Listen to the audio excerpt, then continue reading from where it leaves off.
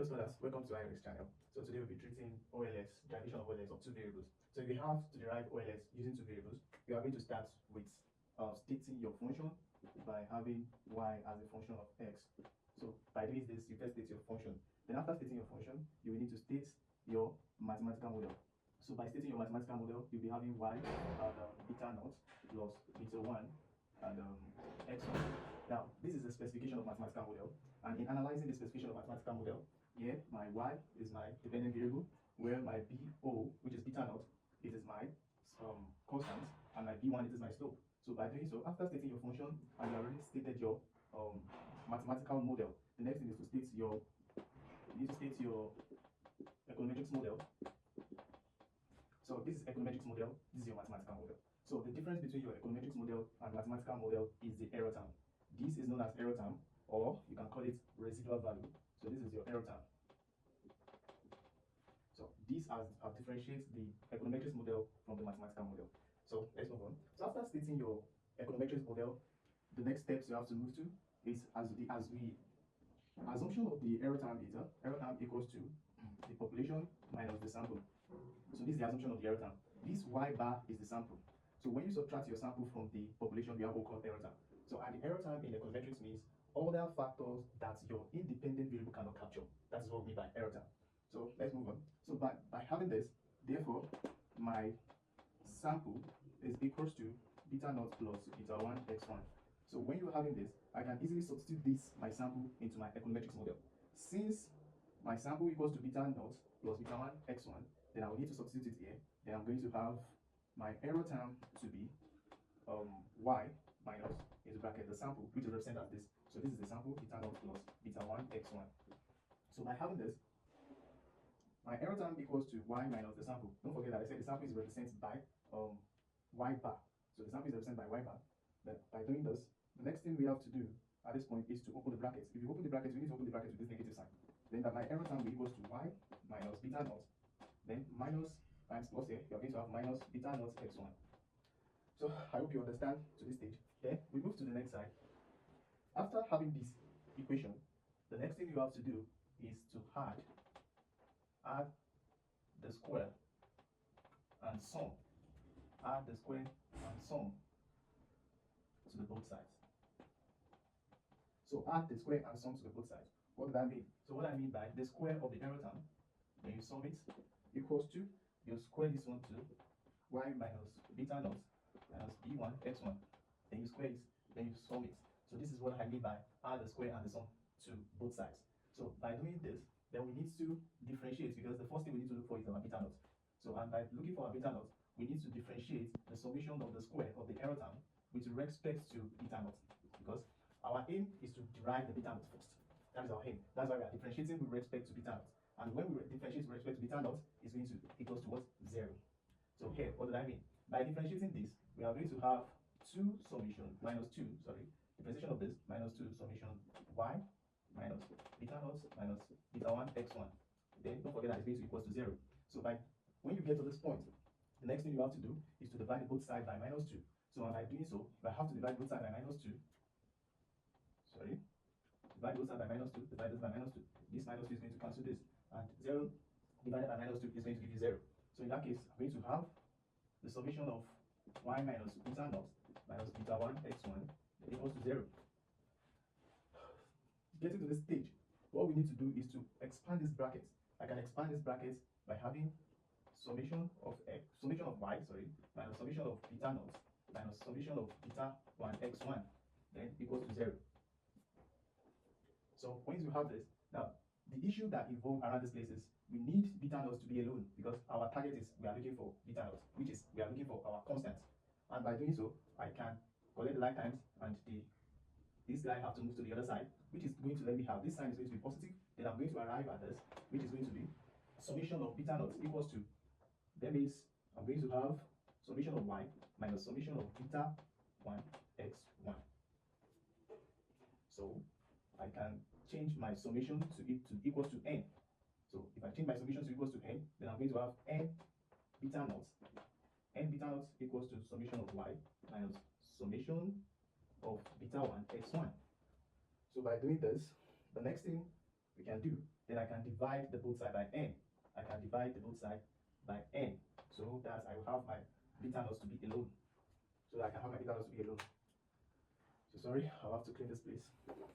I'll have to clean this side so that I'm able to finish it up. So I'm left with beta naught. I'm left with beta naught, which equals to summation of y over n. Still the same thing as this, minus, I can bring this out. Like maybe this out, I'll be having beta 1. I'll be having beta 1 summation x1 over n.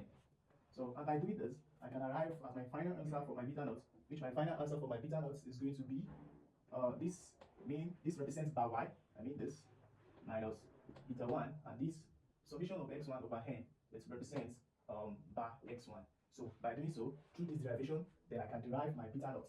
So once I get my beta naught, I need to look for my what? My beta 1. Please, you can do well to screenshot your screen so that, because I'm going to bring this off now. Okay? Okay, let me just continue from the other side. So let me continue from the other side so that we can derive our beta 1.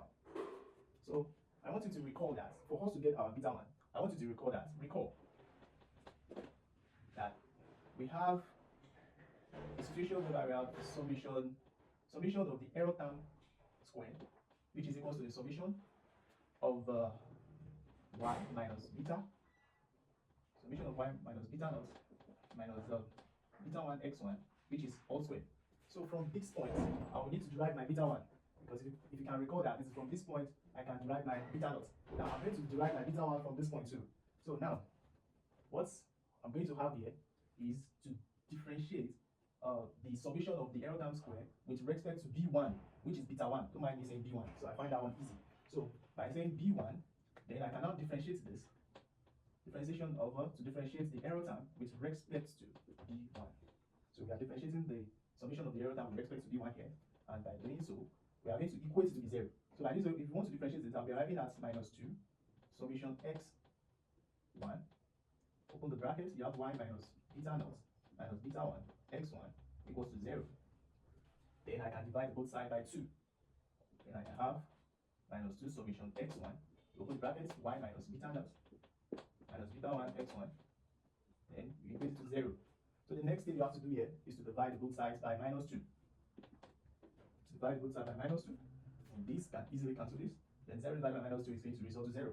So at this point, I'm going to have the summation of x1 minus y minus beta naught minus b1 x1, which is equals to 0. So at this point, I believe that I know what to do, because this is the same step we used for beta naught, which is our constant, to derive our constant. So here, the next thing to do is to open the bracket by summation x1. So by doing so, I can use this to multiply this, I can use it to multiply this, then I can use it to multiply this. So what am I going to arrive at? I'm going to have summation x1 y minus summation x1 beta naught, then minus summation which is equals to 0. So what am I saying here? So I'm going to have summation of x1 times summation of x1 times beta 1 x1. So here having x1 multiplied by x1 is going to result to x1 squared. So at this point, I can now collect the like times, because the problem I want to solve here is looking for my b1. So I'm looking for my b1, I need to collect like times. So what I mean by collect like times is this part is going to move to the other side. And in moving to the other side, I'm going to arrive at this, which this sign is going to be positive. I'm going to have the summation of beta 1 and x1 squared. Then it's going to result to summation of x1y minus summation of x1 bo. So I'm having this now. So then I want you to recall that. I want you to recall now that we have our beta naught to be this. Our beta naught to be this. So we need to substitute the value of the beta naught that we have here into this equation. And that's something that you should recall. So you need to recall when you are proving. So at this point, when your beta naught is equal to this, so don't forget that your beta naught is summation of y over n minus beta 1 summation of x1 over n. So I need to continue my proving from the other side now. I hope you understand, and if you don't understand, you can drop a question in the comment section. So now, this is where we are. We need to substitute this beta naught into this equation. And the equation that we have here is summation of beta 1 x1 squared equals to, you have summation of x1 y, then you have minus summation of x1, then you have your beta naught. But here, what we are looking at is we want to substitute our beta naught here. I don't want this one to be here again. I need to substitute the value of the beta naught in this place so that we can arrive at our what? Our beta 1. So what I'm going to have here is going to be summation of x1. I'm going to have a big bracket. So I'm going to have summation of y over n minus summation of x1. Sorry, this one I have beta 1 over n. So I have this. So this process, I'm doing all this because I need to arrive at my own beta 1.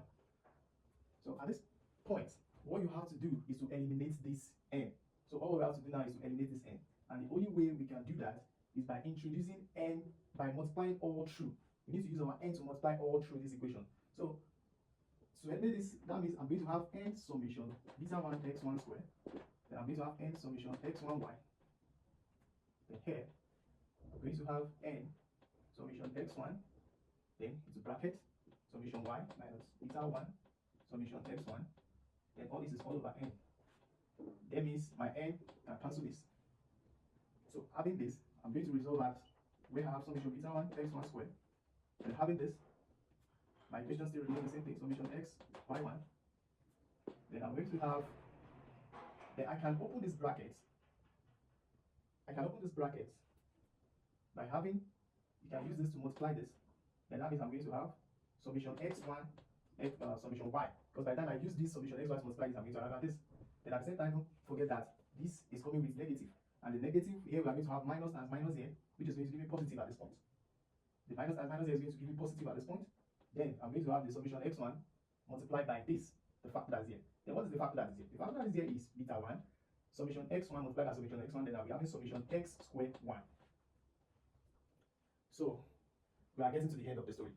Now, I need to collect the like times. If you look at this expression here, the equation here still have beta 1, and the expression here is still talking about beta 1. Then I need to collect the like times to make the scenario simple. So what am I going to do? Then I'm going to make this die to come to the other side, where I'm going to have n summation beta 1 x1 squared. Then this positive sign is going to change to negative. So then I'm going to have beta 1 summation x1 squared. So by doing this, then I'm going to have this n summation x1 y minus summation x1 summation y.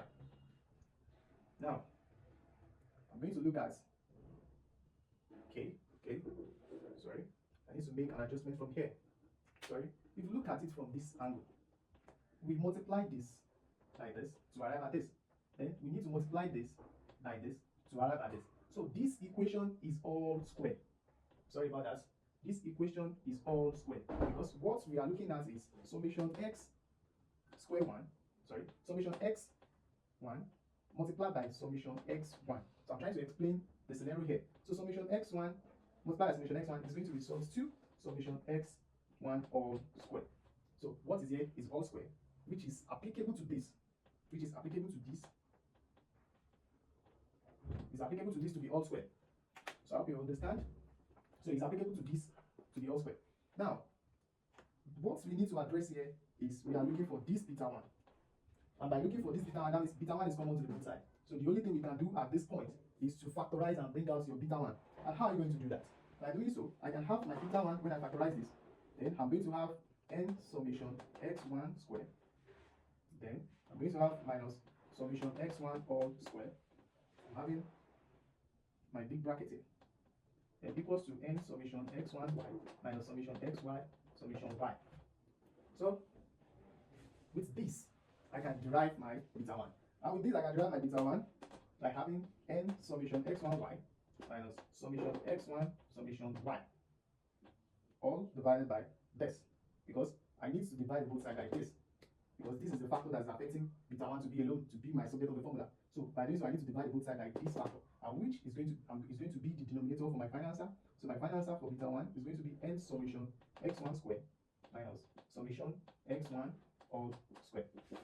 So here is the final derivation of OLS of two variables, whereby we are able to get our beta naught to the this, which is for the constant. Then our beta 1, which is the slope, we're able to derive our beta 1 at this structure.